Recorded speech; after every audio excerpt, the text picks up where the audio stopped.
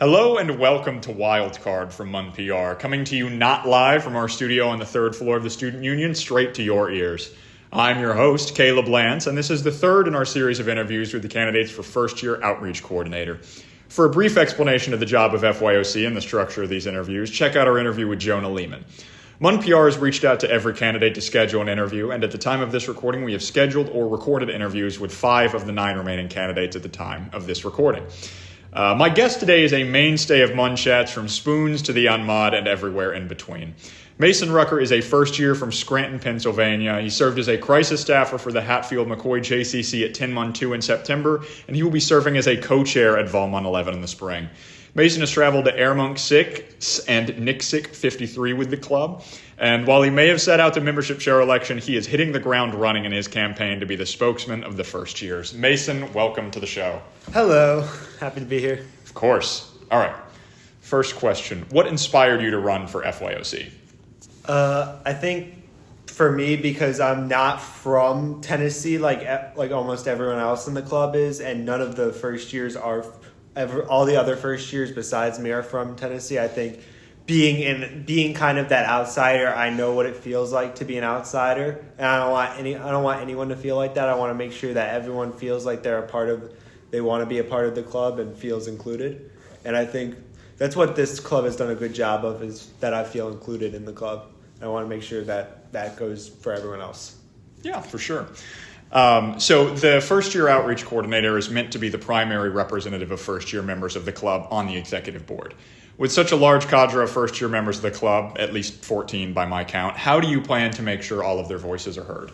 Well, what I want to do is that I'm gonna every Monday I'm gonna put in the first year chat, I'm gonna put an anonymous form. That way, if anyone has any issues, they can feel free to discuss them without being without having to let me know directly. They can be anonymous about it, and it doesn't. Instead of having to go through all of exec, if it's just a first year issue, it can come to me, and then I can, depending on what it is. If it's something personal, I can also help talk to you. If it's an issue just that you're having, I can work with you through it. Or if it is something that you think I need to bring up to the exec, that way I can know what to bring up to them in our meetings. Yeah, for sure. All right, moving on to our first of the personal questions. This is the memories question. Left, middle, or right? Let's go right. Right. When did you feel like you found your people? It's kind of ongoing. I mean, I think in high school I was the basketball manager, and I think through that I found my people there. Doing that, I did that all 4 years, so I kind of was with the same people kind of each year, while also still meeting new people. I always felt really good in that group. Here in Tennessee, it's kind of I found a little bit of group of people here from MUN, but also you can find a little group here, a little there. You kind of know people. My roommates have helped me to meet some new people, and just being in classes with a bunch of people who are also freshmen, also trying to get to meet new people, kind of you make those connections that way. I think that's important. Yeah, for sure. You a big basketball fan? A little bit.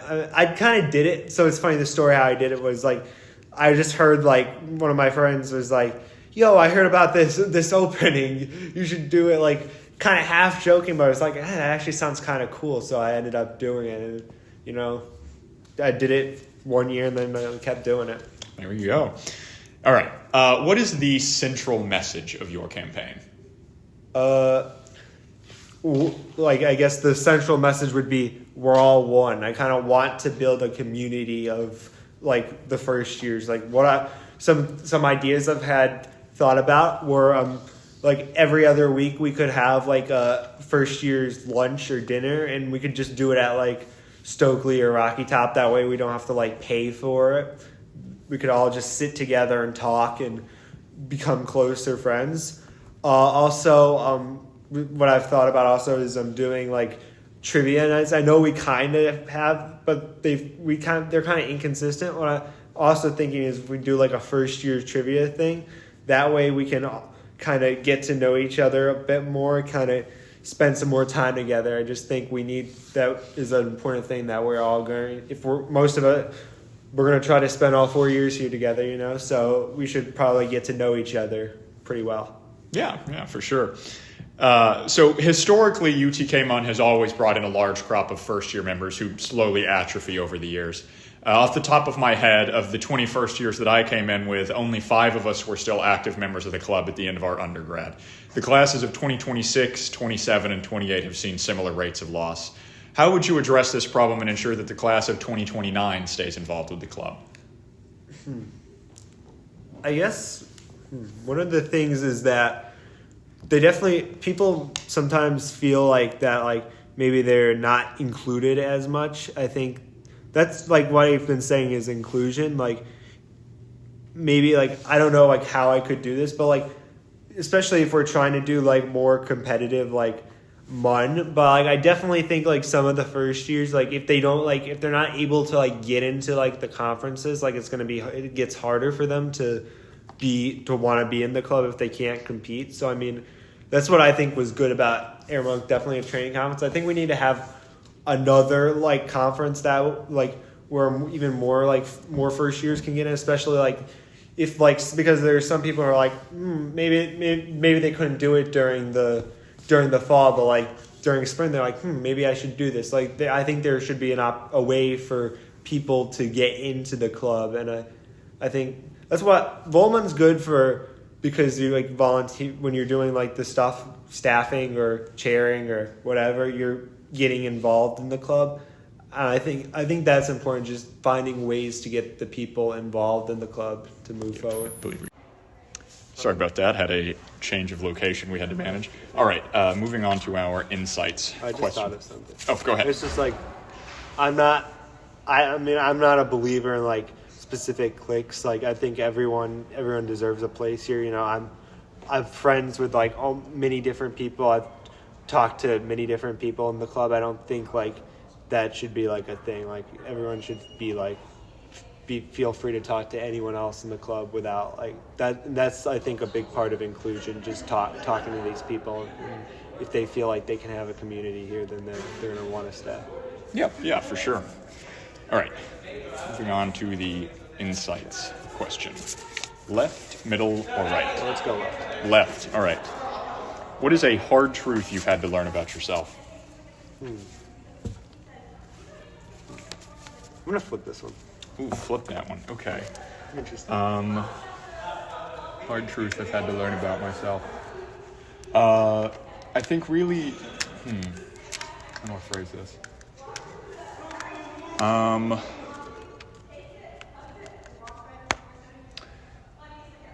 That I can't, I guess that I don't have as many, like, as much ability to do things as I like to think I do. I'm pretty bad about overcommitting to things that I can't follow through on, and I think I'm finally coming to terms with like what my limit of things I can handle at once is.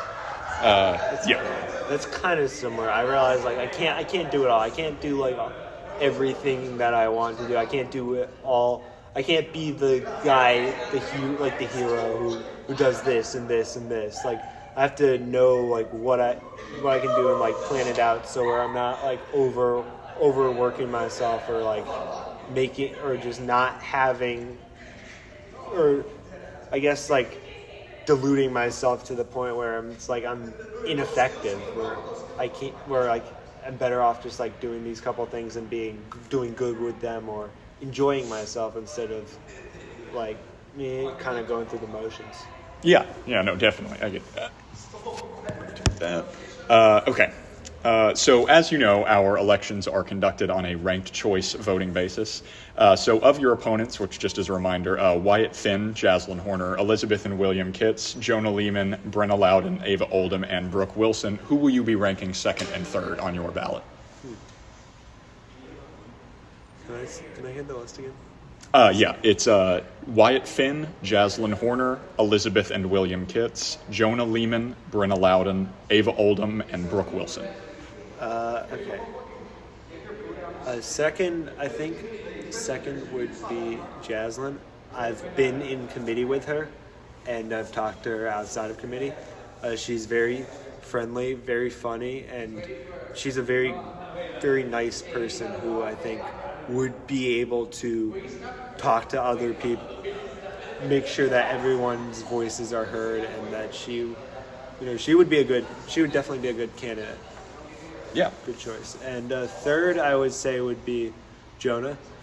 I've gotten to know Jonah pretty well over this. He's, I think in the unmod you can get that too. He's a pretty funny guy. But he also cares a lot about MUN. And he is also someone I feel like kind of is a little bit of an out, not in a bad way, but like I think he's from Nashville.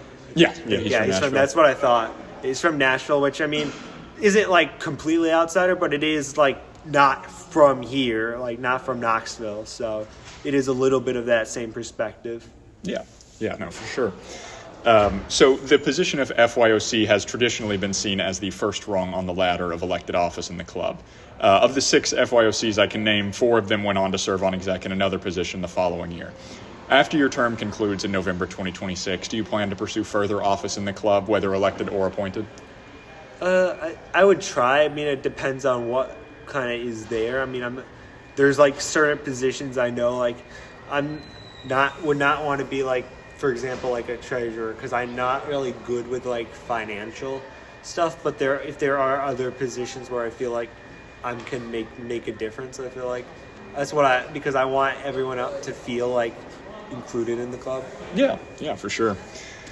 So it just depends on kind of how this term goes. It is a little far away, but at the same time, I mean, I would not going to rule it out. Definitely would be cool to do. As long as everything goes well here. Yeah, no, if I got elected. Yeah, for sure. I'm with you on the bad at numbers part. I never applied for treasurer either. All right. Final question here. Our beliefs question. Left, middle, or right? Middle. Have your feelings about God or a divine power changed over time? Interesting. Okay. I am going to answer this one. It's complicated. So, I went to a Jesuit high school, which is like a denomination of Catholicism. When I grew up, I never really was religious. My mom was like a little Catholic, but like she didn't practice the faith very much. When I went to high school, I didn't start off like believing. I mean, through like theology classes that we had in high school, I kind of opened my eyes to the possibility of there being a God. It's like I don't actively practice, but I do think there may be some sort of higher power. There is this retreat that we did my senior year where we went to this place 40 minutes from my school. It was in the middle of nowhere, and it was really good. It opened up. I felt like we were in a small group and we opened up to each other, and during that time I kind of felt like a belief in God. That's waned a little bit because the time has passed and things happen, but I definitely would say it's stronger than it was previous to that. Yeah, for sure. Well, congratulations, Mason. You've won Wild Card. For your prize, we're going to end the episode the same way we do every time, with a trip in our memory time machine. Now, the memory time machine is very simple. All you have to do is close your eyes.